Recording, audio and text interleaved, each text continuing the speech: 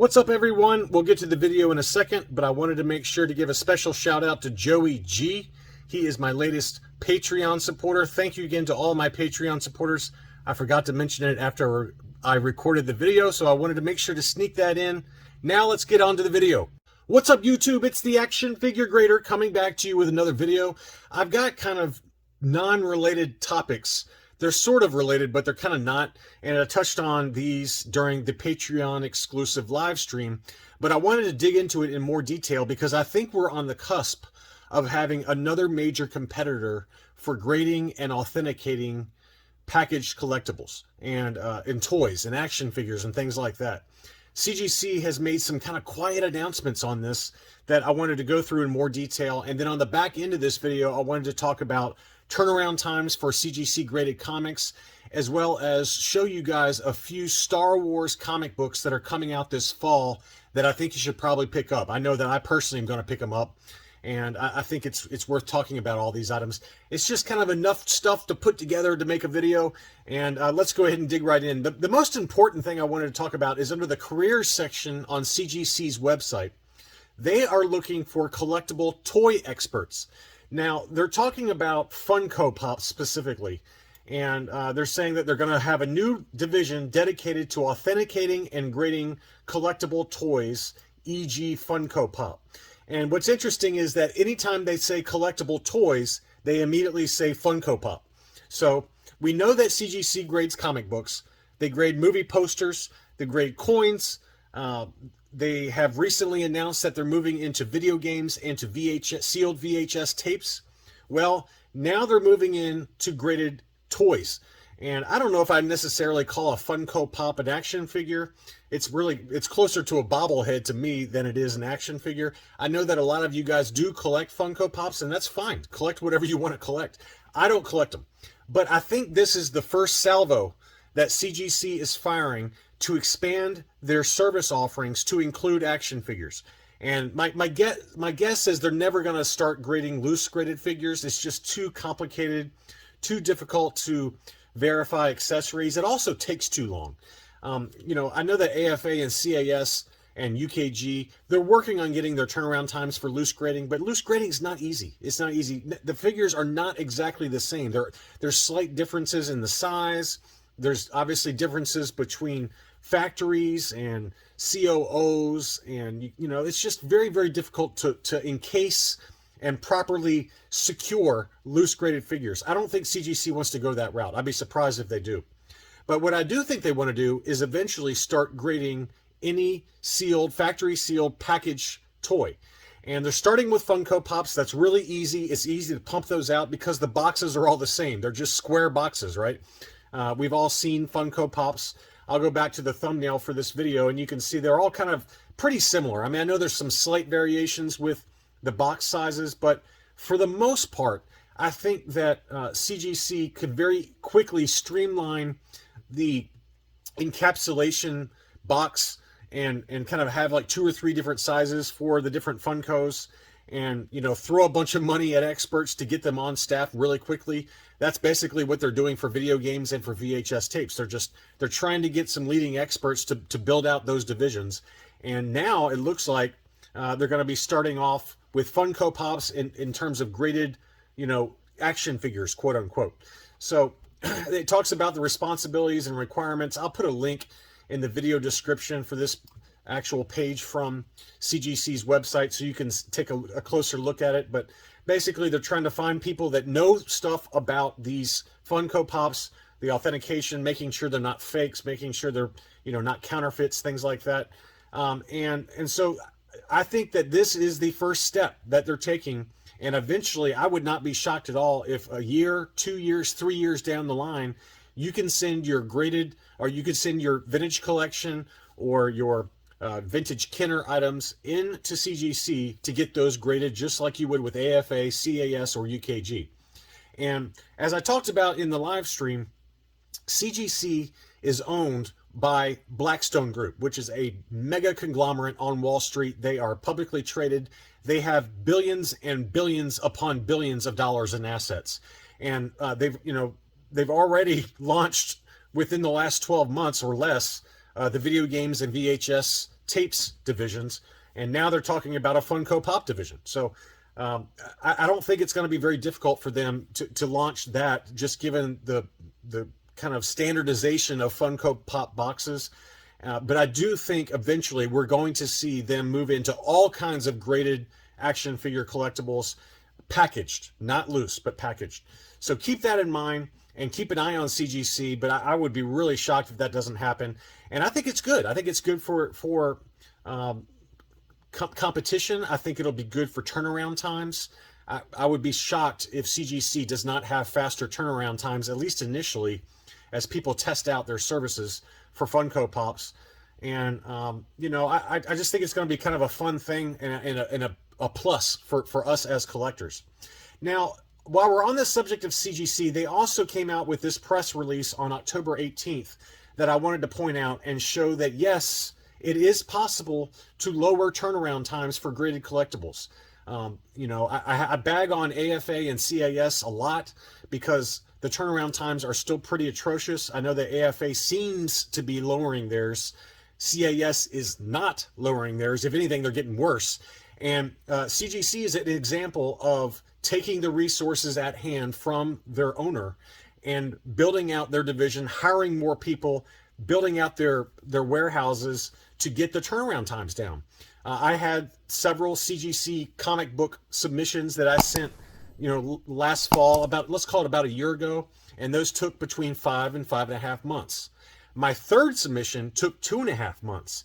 And now they're saying that for modern books and modern fast track, they have cut it down from 55 days turnaround to 35 days. 35-day turnaround for modern comic books. And if you fast track it, which is an extra $15 each book, the turnaround time is 11 days. 11 days. And that's pretty amazing. Now, also keep in mind that in the past, I have done what's called a pre-screen, where I send in at least it's a minimum order of 25 comic books, and you can pre-screen it at whatever grade you want to. So if you pre-screen it, you got to add 30 days to that time frame. But still, you're talking about a 2-month turnaround time for a pre-screen 9.8 CGC submission. And I'm getting ready to submit a bunch of Mandalorians here in the next probably month to 6 weeks. And so we'll find out just how good it is with these turnaround times. But they're saying that the current turnaround times are 35 days or 11 days if you fast track it. And that's pretty incredible how much they've cut off the time frames. And I hope that the action figure grading companies will take note of this and start doing something similar, because if CGC actually does go into packaged action figures as another segment and they can meet these kind of time frames, they are going to steal a lot of market share for graded action figure collectibles. So just some interesting information. Now, again, while we're on the subject of CGC, CGC is known for comic books. We're going to make a segue into some comic books that are coming out this fall that I think you should take a look at. And they're only Star Wars related, since this is a Star Wars channel. But Star Wars Yoda #1 comes out this fall. Now, Key Collector Comics lists it as October of 2022. The official release date that I saw on League of Comic Geeks, which is this tab right here, is November 23rd. I think usually League of Comic Geeks is correct with their actual release date, when it's going to be available in local comic shops. So November 23rd is the correct date. But I want to pull this up because this book, I think, has some significance. It's going to be the origin of Yoda. We've never really heard the origin story for Yoda, right? Given how iconic Yoda is, it's pretty amazing that we really don't know much about his backstory. And this comic series is going to dive into that. This is also the first solo comic book series for Yoda. And think about how incredible that is that, you know, we're 40 plus years into the Star Wars franchise. We've never gotten the origin of Yoda, and we've never gotten a solo comic book series for Yoda. And those are going to happen this fall. So I think this book has some significance. I think it's going to sell really well, and I think the values will go up. So I would really look at this. Now, this is one of the first covers. I wanted to show you some of the other covers that have been released so far. This cover's nice. I like this cover a lot. But there are some better covers, and I don't like this cover nearly as much. This is the Kemun Coley variant cover. It's okay. I mean, certainly it shows him on Dagobah and in his little house and all that. That cover doesn't really do it for me. But this cover is the one I think you should get. And this is the Andrews variant cover. It's a 1:25 ratio variant. I think during my live stream I called it the Lashley variant, but it's not Ken Lashley who did this cover. But look how amazing that cover is. I apologize for the pop-up ads. That is an amazing cover. I mean, look at Yoda. He's getting ready to strike with a force push. He's got this snake curled around him, just like with the vintage Kenner figure. This cover is incredible. And this is going to be the 1:25 ratio variant. Now, they're also going to make a virgin variant where it doesn't have any of the wording up top here. It's just going to be this cover. That's going to be a 1:100 ratio variant. And for those of you who don't follow comics, a 1:100 means that for every one of the standard cover A, which is this one right here, for every 100 of those, there's only going to be one virgin variant for this one. So that's pretty significant. There's also going to be a 1:10 movie variant. That cover has not been released yet, but that 1:100 and that 1:25 are going to be based on this cover right here. And I think that book is going to do really well. I'm planning on picking up several copies myself, but pretty incredible to think about the fact that we've never gotten an origin story and we've never gotten a solo comics series for Yoda, given that there's one for Darth Vader, there's one for Dr. Aphra. I mean, you can go on and on with all kinds of different solo series, but it's just amazing that it hasn't happened yet. The other book I think you should look at that's scheduled for November, it might be December, I'm not sure yet, is Star Wars The High Republic, The Blade #1. This is, I believe, a one-shot, or it's going to be a small mini-series.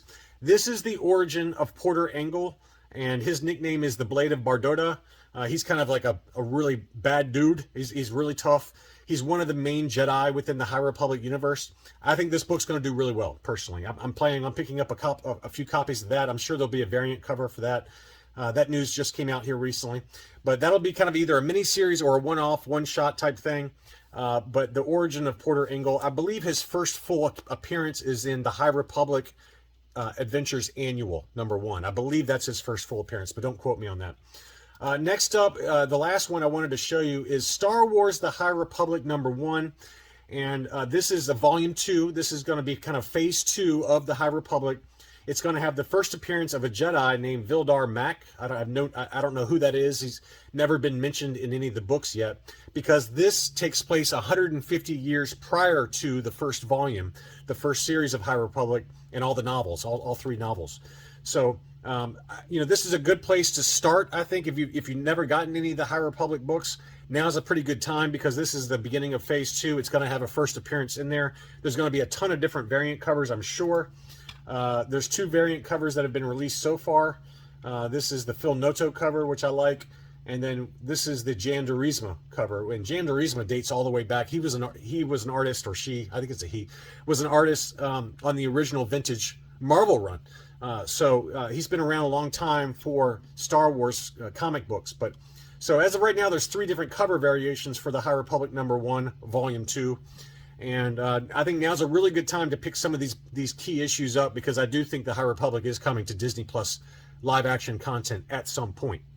Anyway, it was just kind of an amalgamation of different topics I wanted to talk about. The most interesting, obviously, is CGC kind of creeping into graded toys and graded Funko Pops, and how it probably will segue into grading action figures, packaged action figures at some point in the future. That's all I really had. Thanks so much for watching, and I'll be back soon.